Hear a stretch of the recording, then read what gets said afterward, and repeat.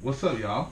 So I got this in the mail today, along with my GoPro. One, like as a test for footage, then two, to figure out what this is and why it's so big. So I went to Wheaton College, and it's from Wheaton, and I knew somebody named Nancy Swider Peltz, sort of. And this person's last name is Peltz. I looked him up on Facebook, and I think it's the person who I sort of knew's brother. Sort of known? I don't know how to say that. Anyway, how do I open this?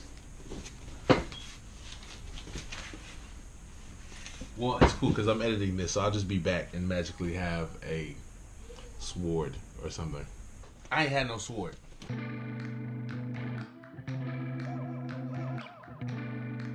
I don't want to cut too deep because I don't know what's inside of it. Why am I open? This could be like a bomb. Why am I opening? Yo, I think this is like 2 pieces of cardboard. What is this? Is this like something I left? Oh, I know what this is. My homie Matt Vega made this thing. Or I think he made this thing. Oh, bro. I totally forgot about this. Damn, that's what happens when your friends are active in this system. On the back of their own protest signs. A random story, my students are middle schoolers. Couldn't participate in the march. Pretty sad about that. I really wanted to. That jump might have ended crazy. So, but nonetheless, it was sad that they didn't. I really think a lot of our kids.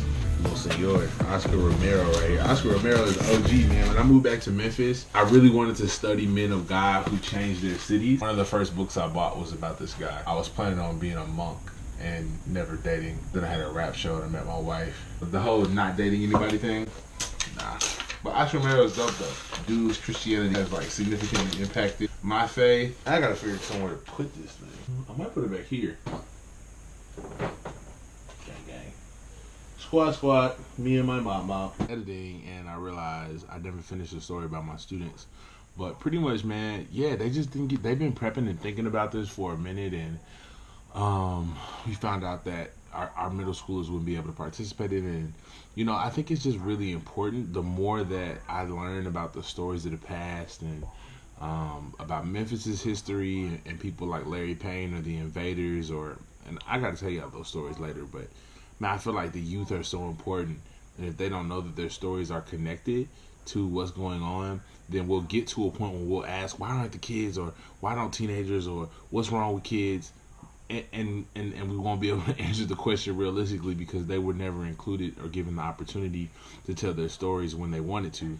And so now when we want them to, all of a sudden, you know, we're expecting this big thing, and I don't know, man. I think it's important that youth of color are a part of this whole end gun violence march for our lives thing, and I'm seeing that happen.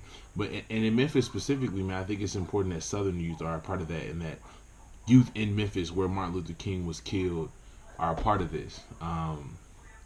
Because I don't know, man, I just got a feeling that, like, if this is where he died, that this could be the place where God brings about a resurrection.